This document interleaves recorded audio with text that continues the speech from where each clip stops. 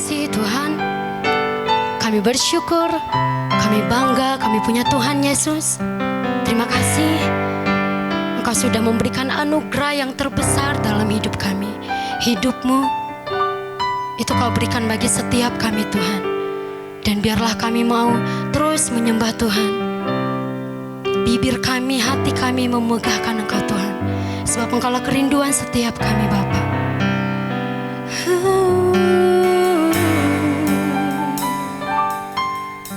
Terima kasih.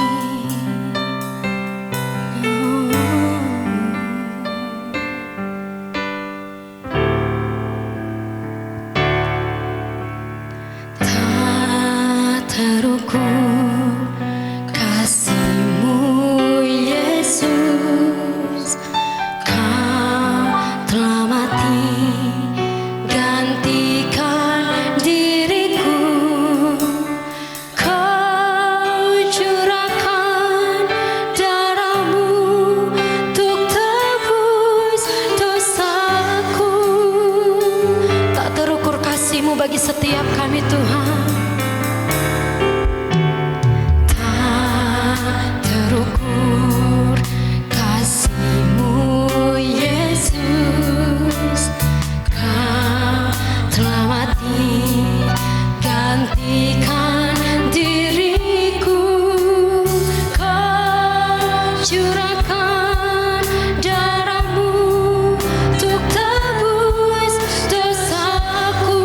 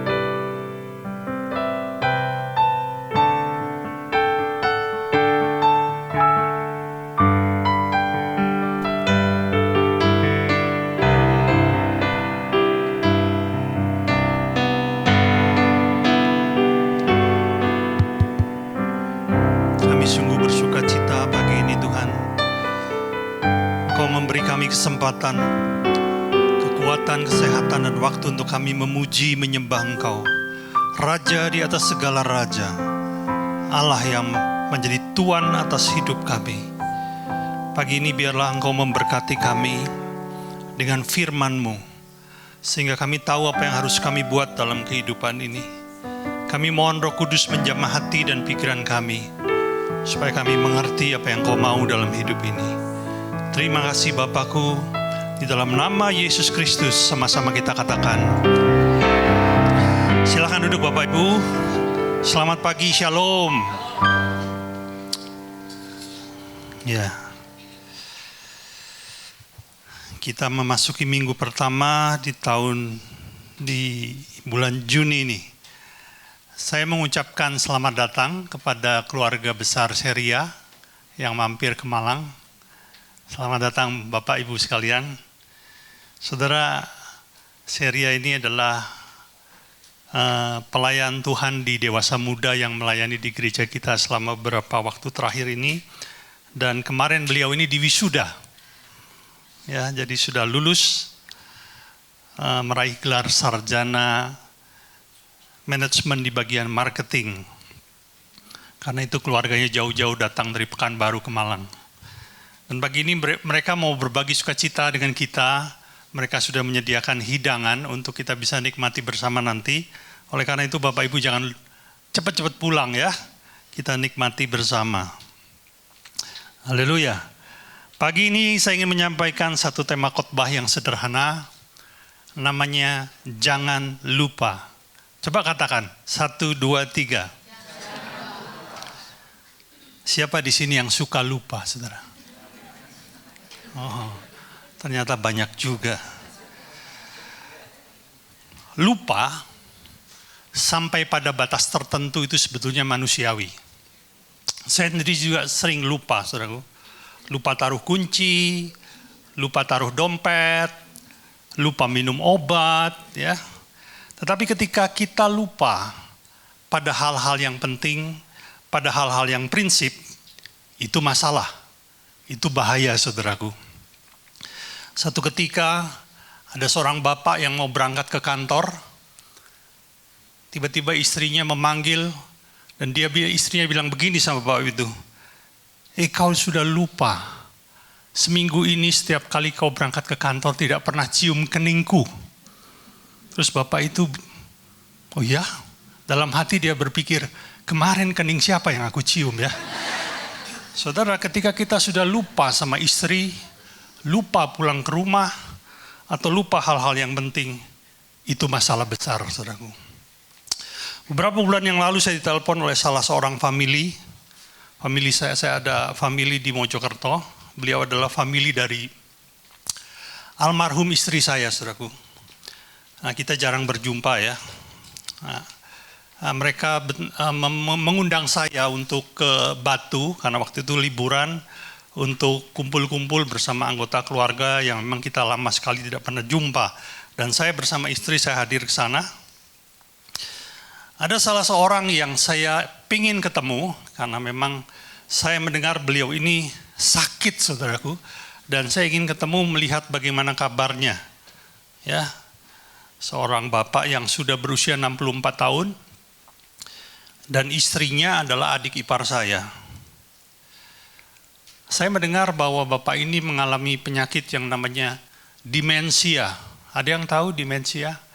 Kalau bahasa sini gampangnya pikun berat lah gitu ya. Pikun gitu ya. Dan saya ingin tahu seperti apa itu pikunnya. Dan waktu saya ketemu dia, saya senggol pundaknya dan saya bilang begini, kamu masih ingat sama saya? Terus dia lihat, berpikir lama dan tidak jawab-jawab. Terus saya bilang, ini Hari, teman lamamu.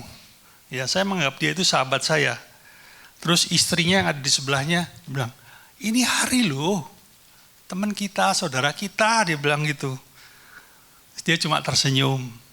Waktu saya beralih meninggalkan dia, terus dia senggol istrinya. Iku sopo katanya.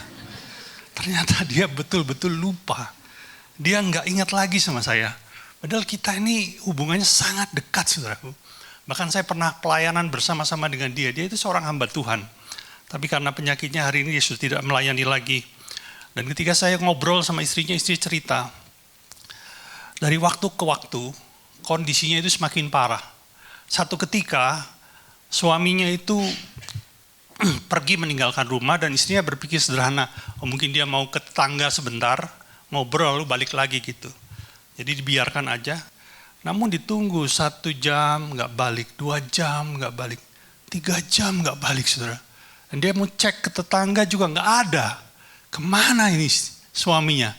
Akhirnya dia sebarkan berita kepada kawan, famili, dan yang punya waktu, mereka mencari dan ditemukanlah suaminya ada di suatu tempat ya, seperti orang kebingungan dan tidak tahu jalan pulang, saudara. Padahal mereka hidup di kota kecil yang namanya Mojokerto, itu kan kota yang ya jauh lebih kecil dari kota Malang, saudaraku.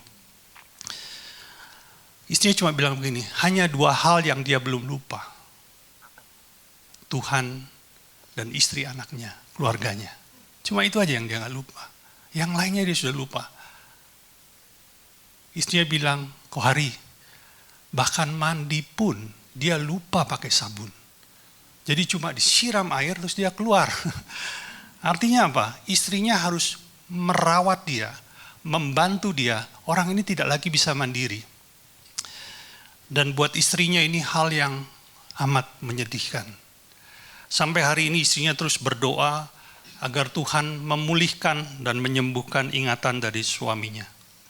Saudaraku, Daud berkata kepada atau menulis dalam sebuah mazmur bahwa ada 2 hal penting dalam kehidupan ini yang kita tidak boleh lupakan. 2 hal ini harus kita ingat sepanjang umur hidup kita, karena 2 hal ini akan menentukan seperti apa hidupmu nantinya. Apakah hidupmu akan dipenuhi dengan kemenangan atau sebaliknya. Dengan mengingat kedua hal ini. Mari kita langsung melihat saja dari Mazmur 105 ayatnya yang kelima.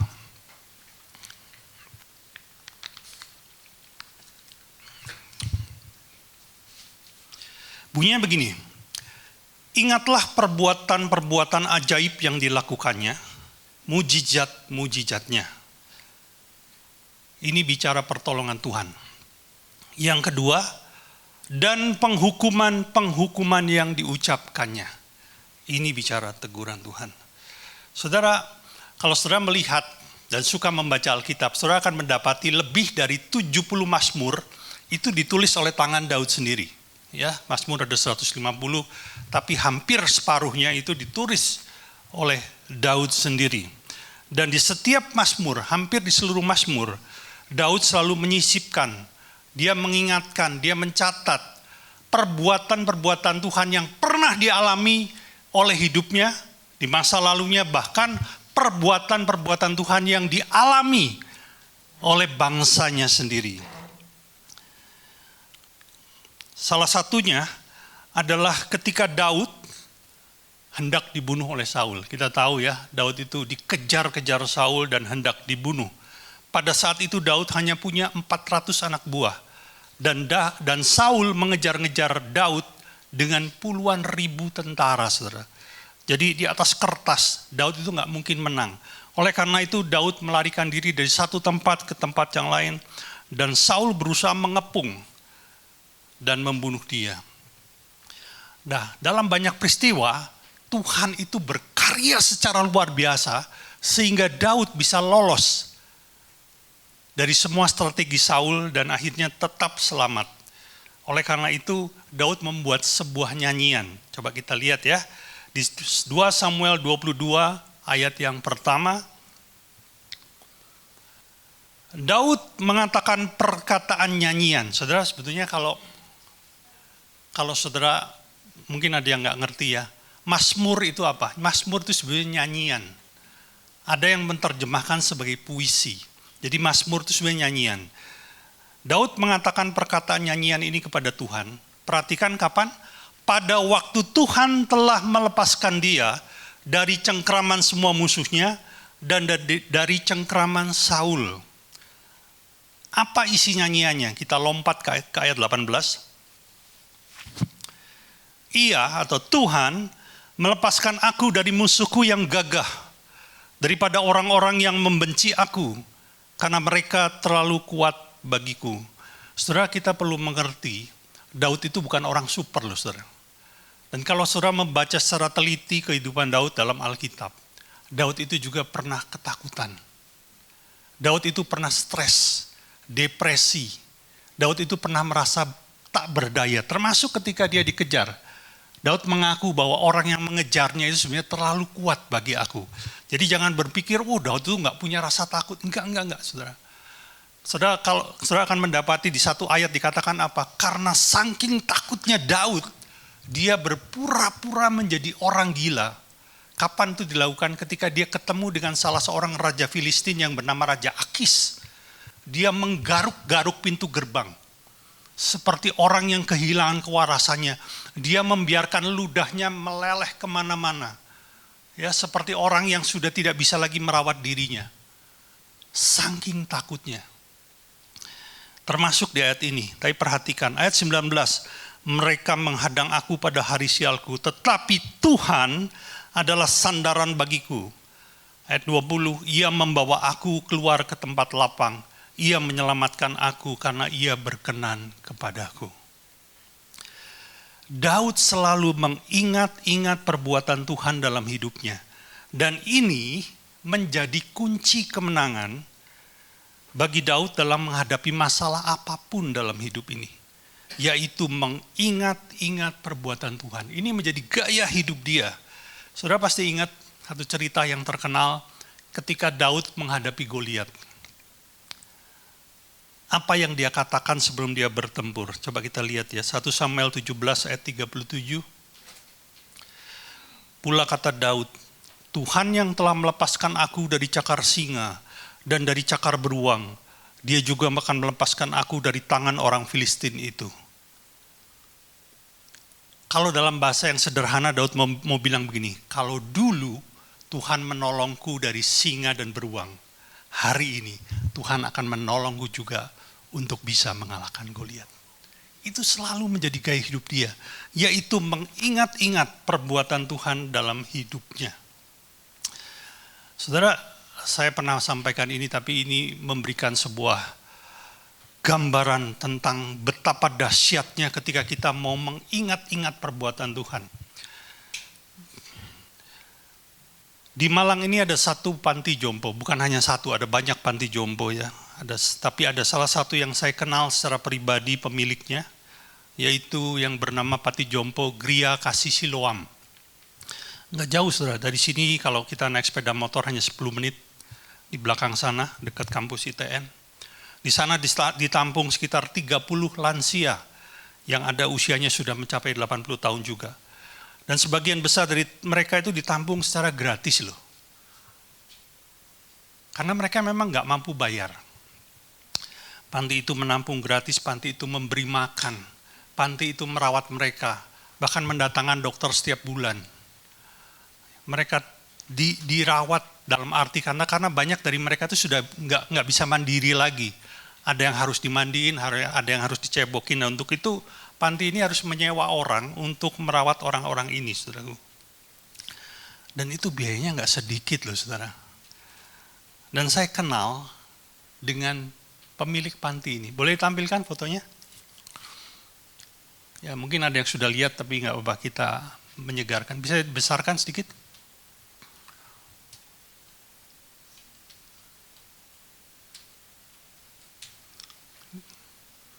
Dibesarkan?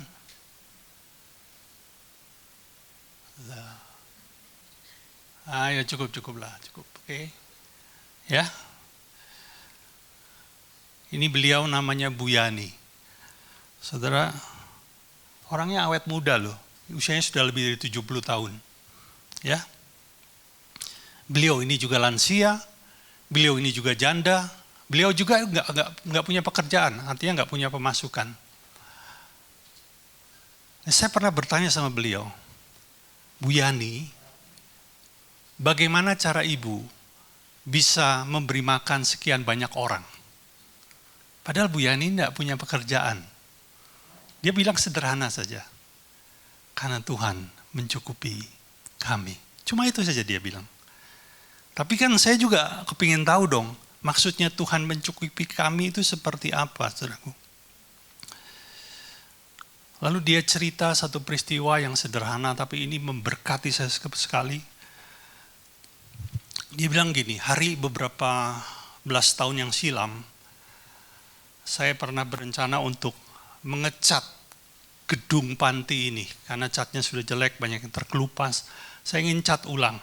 Lalu saya memanggil seorang tukang cat dan saya meminta dia untuk melakukan pemeriksaan berapa banyak cat yang dibutuhkan, berapa hari waktunya untuk menyelesaikan, sehingga saya bisa mempersiapkan dananya.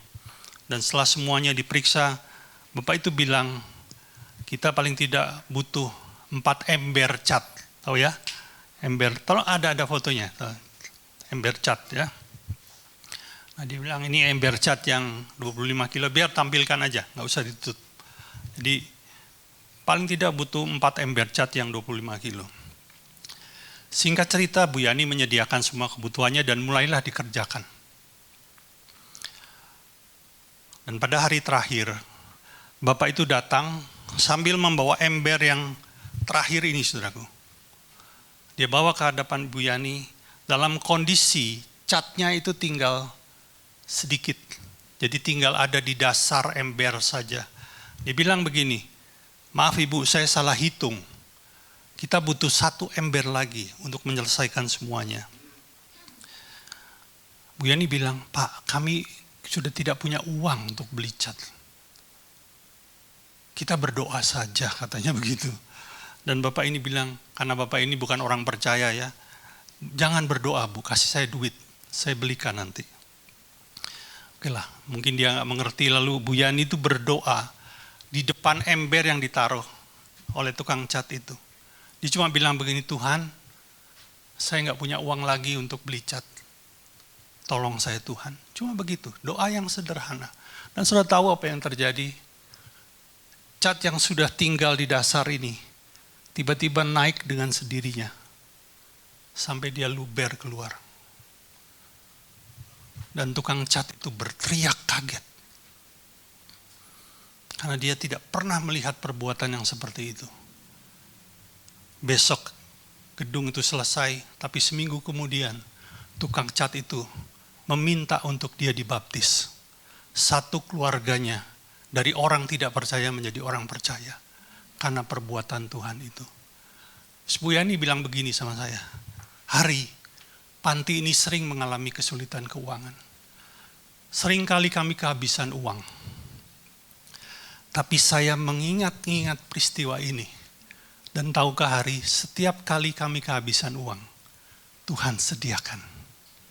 Dengan cara yang saya tidak bisa duga. Sampai hari ini panti ini sudah berdiri hampir 25 tahun. Tidak pernah sekalipun kami kelaparan.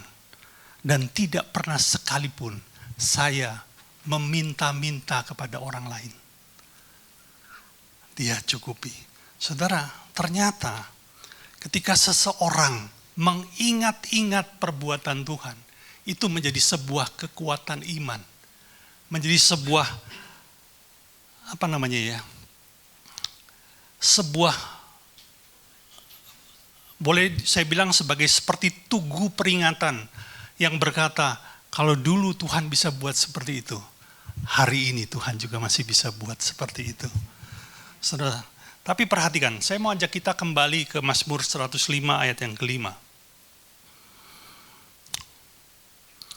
Saudara lihat, yang saya warnai merah itu, perkataan ingatlah. Kata ingat di sini ternyata punya arti yang sedikit berbeda. Kata ingat di sini adalah sebuah tindakan yang diulang terus-menerus.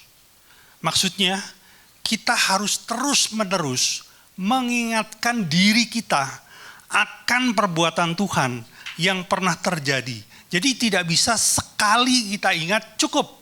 Tapi kita harus mengingatkan, memberi perintah, merenungkan, memperkatakan, menyaksikannya berulang-ulang. Sehingga inilah yang Daud lakukan dalam kehidupannya. Tolong saudara bedakan dengan sekedar mengingat. Enggak. Saudara, ini bukan sekedar mengingat. Tapi ini adalah sebuah tindakan yang diulang-ulang. Terus-menerus mengingatkan kepada dirinya. Pertanyaannya begini, kenapa kita harus mengulang-ulang tindakan ini? Bukankah sekali saja sudah cukup? Bukankah sekalipun kita lakukan sekali, kita masa lupa sih? Saudara, ada sesuatu yang aneh sebetulnya. Mari kita melihat pada sebuah peristiwa, kita tidak perlu buka ya, tapi karena saya percaya saudara sudah pernah membacanya, ketika bangsa Israel dibawa Tuhan untuk melewati Laut Tebrau, di mana pada saat itu Tuhan membelah lautan itu. Saudara masih ingat ya, sehingga bangsa Israel bisa melewati Laut Tebrau di tanah yang kering. Dan ketika mereka sudah sampai di seberang, Tuhan menutup kembali lautan itu, dan akibatnya tentara Mesir yang mengejar Israel, semuanya mati tenggelam. Itu perbuatan yang dahsyat. Amin saudara. Itu perbuatan Tuhan yang luar biasa. Tapi perhatikan, kita melihat dari Keluaran pasal 15 ayat 22. Keluaran 15 ayat 22. Bunyinya begini, Musa menyuruh orang Israel berangkat dari Laut Tebrau. Lalu mereka pergi ke padang gurun Syur, perhatikan apa? 3 hari lamanya. Artinya begini, sejak ketika Tuhan membelah lautan itu, mereka lewat, lalu setelah itu mereka berjalan 3 hari.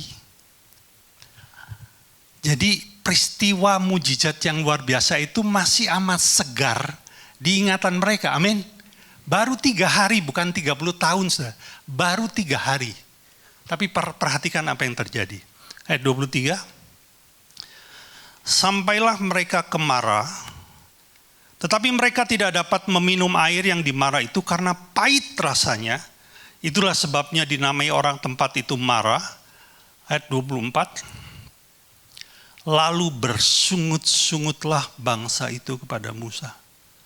Saudara, baru 3 hari, terus mereka menghadapi sebuah masalah baru, yaitu air yang mereka temui pahit, tidak bisa diminum.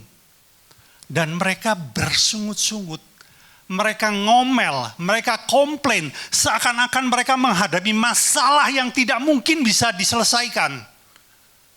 Padahal 3 hari yang lalu mereka baru saja mengalami mujizat yang luar biasa.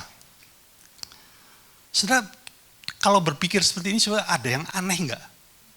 Mestinya kan mereka, kalau Tuhan sudah pernah membelah lautan, apalagi membuat pahit menjadi manis, itu gampang buat Tuhan. Betul enggak saudara? Iya toh, tapi mereka enggak seperti itu loh. Maaf nih, dalam tanda petik, mereka seakan-akan kehilangan ingatan.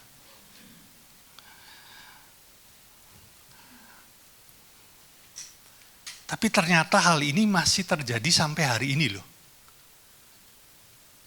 Saya mau tanya kepada Bapak Ibu. Ya, saudara nggak perlu jawab, renungkan saja. Siapa dari Bapak Ibu yang tidak pernah ditolong Tuhan di tempat ini?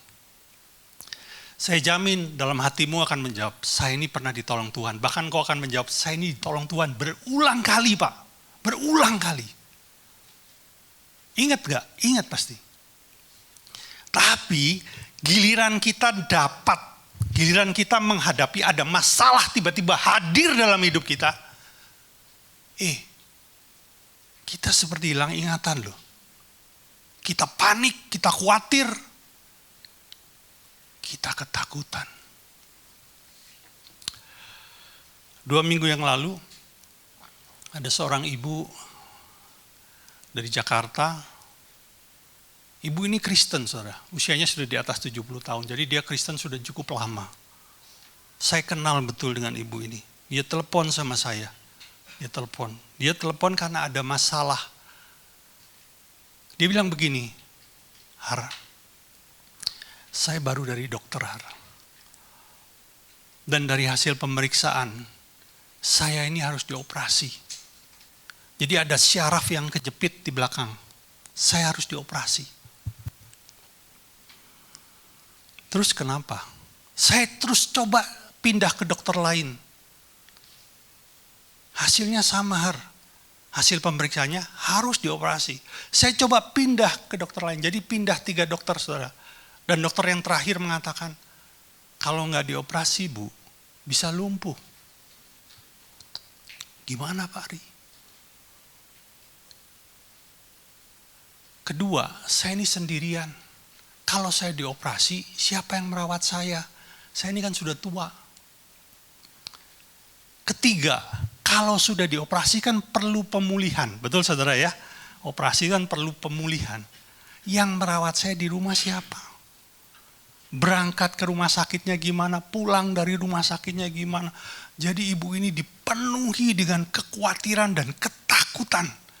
Padahal saya tahu betul bahwa ibu ini sebelum-sebelumnya, masa lalunya sudah pernah ditolong Tuhan berulang kali. Bahkan ibu ini pernah disembuhkan sakitnya dari Tuhan. Jadi dia itu sudah mengalami pertolongan Tuhan itu berulang kali. Tapi pada titik itu, apa yang terjadi? Dia panik loh. Seakan-akan dia itu lupa bahwa Tuhan pernah tolong dia. Saudara mengerti nggak?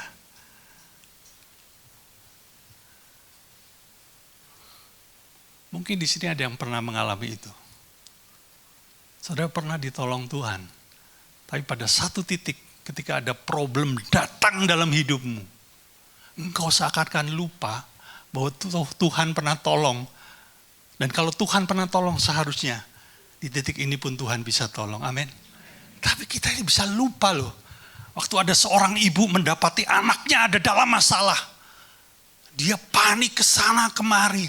Dia lupa dulu Tuhan pernah menolong kondisi seperti itu. Ya, jadi saudara, inilah sebabnya kenapa Daud melakukan tindakan untuk mengingat-ingat kebaikan Tuhan itu berulang-ulang. Dia memerintahkan, dia memperkatakan, dia merenungkan, dia menulis dalam Mazmur tentang kebaikan-kebaikan Tuhan. Kenapa? Karena ketika engkau mengulang-ulang mengingat-ingat kebaikan Tuhan itu, engkau sedang mengusir ketakutan itu. Engkau sedang mengusir kepanikan dan kekhawatiran itu. Itu tidak bisa dilakukan hanya dengan sekali mengingat saja. Saudara, kalau perlu Anda tulis dalam buku harianmu, tanggal sekian, bulan sekian, tahun sekian saya pernah ditolong Tuhan. Tuhan pernah mengerjakan ini dalam hidup saya. Baca itu, renungkan kembali, ceritakan kepada teman-temanmu. Dan ketika engkau lakukan itu menjadi kekuatan.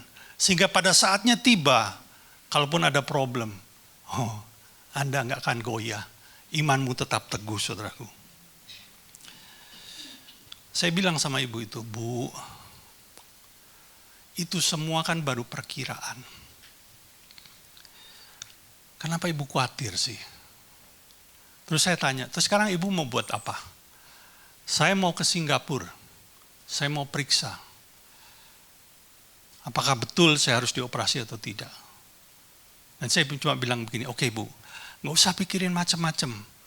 Sebelum ke Singapura, saya akan doakan ibu. Setelah itu berangkatlah ke Singapura. Nggak usah takut. Percayalah bahwa Tuhan ada dalam hidupmu. Kadang-kadang kita ini lupa loh kalau Tuhan itu ada dalam hidup kita. Ya, kalau udah panik kita ini lupa, saudaraku. Dan saudara, beberapa hari kemudian, 2 hari yang lalu saya dapat telepon. Dia bilang begini, Har, sudah diperiksa di Singapura. Kata dokter Singapura nggak ada apa-apa, nggak perlu dioperasi. Mungkin saja ketika dia sedang berangkat dalam perjalanan, Tuhan sembuhkan dia. Amin. Jadi saya mau bilang kepada Anda, jangan berhenti untuk mengingatkan diri kita. Terus-menerus tentang perbuatannya yang ajaib. Yang kedua, ya, saya nggak khotbah terlalu panjang. Hal apa yang harus kita ingat-ingat? Kita kembali ke Mazmur 105 ayat 5. Yang kedua, Ingatlah perbuatan-perbuatan ajaib yang dilakukannya, mujizat-mujizatnya, dan, nah ini yang kedua, penghukuman-penghukuman yang diucapkannya. Ini bicara apa, saudara? Bicara teguran, betul? Ini bicara teguran. Nah, saya mau tanya kepada saudara. Mungkin saudara dengan mudah bisa cerita sama saya. Saya ingat Pak, perbuatan Tuhan, pertolongan Tuhan dalam hidup saya ingat. Saya mau tanya, adakah saudara pernah mengingat teguran Tuhan yang pernah kau dapatkan? Kalau kau ingat, teguran itu teguran tentang apa? Coba. Ini lebih penting lagi, saudara. Saya pernah ditegur Tuhan. Iya, ditegur tentang apa?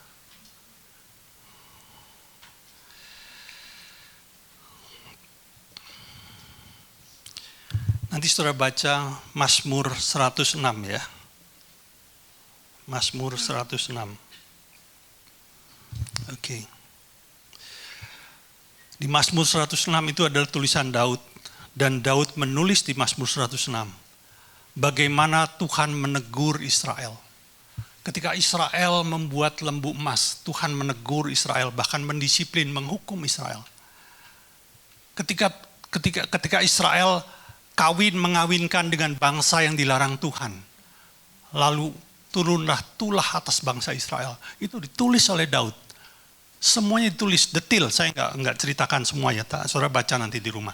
Dan saudara akan mengerti, ternyata Daud adalah orang yang mengingat-ingat teguran Tuhan. Dan dia mau supaya teguran itu juga meresap dalam hidupnya.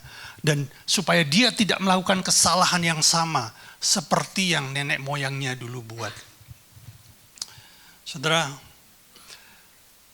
sekitar 20 tahun yang silam, saya ini melayani di gereja di Jakarta ya, banyak saudara sudah tahu hal ini. Satu kali gereja kami itu membutuhkan dana untuk program yang akan dilakukan di gereja. Dan memang karena pada waktu itu gereja kami itu anggota jemaatnya itu rata-rata orang yang menengah ke bawah, saudara ya. Mereka orang yang pas-pasan lah hidupnya. Dan oleh karena itu akhirnya gembala, saya waktu itu sebagai wakil gembala, memutuskan untuk coba kita bagikan aja program ini kepada orang-orang di luar gereja, barangkali ada dari mereka yang terbeban dan akhirnya mau membantu ya. Semua dikasih tugas, termasuk saya juga dikasih tugas. Proposalnya saya bawa dan saya mulai bagikan informasi itu kepada kawan-kawan yang saya kenal. Dan kebetulan di Jakarta itu saya banyak kenal dengan kawan-kawan pengusaha, saudaraku. Dan puji Tuhan, banyak dari mereka itu yang tergerak. Akhirnya mereka transfer uang dan dalam waktu yang singkat kebutuhan itu tercukupi, bahkan berlebih sebetulnya. Dan faktanya adalah donasi yang saya kumpulkan itu hampir mencapai 80% dari semua kebutuhan. Jadi teman-teman saya atau pelayan Tuhan yang lain itu hanya bisa mengumpulkan sekitar 20% saja. 80% yang terbanyak itu dari saya. Nah, pada hari terakhir ketika saya mau menyerahkan laporan keuangannya kepada pimpinan saya, yaitu gembala saya ketuk kantornya, saya masuk, lalu saya letakkan laporan hasil donasinya itu di meja dari gembala saya. Dia bilang, ini yang saya peroleh. Lalu gembala saya tersenyum, aduh puji Tuhan ya, dananya cukup bahkan lebih. Kita bisa lakukan program ini dengan sukses, kata dia. Terima kasih Hari, engkau luar biasa, dia bilang gitu. Dan saya keluar, meninggalkan kantor itu dengan satu rasa bangga. Namun ketika saya tiba di rumah, saudara, tiba-tiba Roh Kudus berbicara dalam hati saya. Satu teguran yang buat saya nggak pernah lupakan sampai hari ini. Roh Kudus bicara bahwa engkau ini sombong, Hari. Bukan engkau yang mengumpulkan itu. Tapi aku, kata Tuhan. Gereja tidak hidup dari pemberianmu, tapi dari pemeliharaan Tuhan. Di saat itu saya ngerti bahwa saya punya sikap hati yang salah, saudara. Mungkin orang nggak tahu loh, tapi Tuhan tahu. Dan teguran ini saya ingat-ingat. Karena saya mau belajar rendah hati. Kalau saya mengabaikan teguran ini, saya akan selalu menjadi orang yang sombong. Amsal 10 ayat 17 berkata, siapa mengindahkan didikan menuju jalan kehidupan, tetapi siapa yang mengabaikan teguran akan tersesat. Orang yang menjaga, tidak melupakan teguran Tuhan dalam hidupnya, selalu mengingat-ingat teguran Tuhan dalam hidupnya, saya pastikan hidupnya tidak akan tersesat. Dia akan mengakhiri kehidupannya dengan kesetiaan dan kemenangan di dalam Tuhan. Saudara, saya ingin menyampaikan dua hal ini saja yang harusnya kita ingat-ingat seumur hidup kita. Jangan pernah lupakan perbuatan-perbuatan yang ajaib di dalam hidupmu. Yang kedua, jangan pernah lupakan teguran-tegurannya. Dan kalau engkau melakukan ini, saya jamin hidupmu akan penuh dengan kemenangan. Amin. Kunci D. Boleh singer naik ke atas.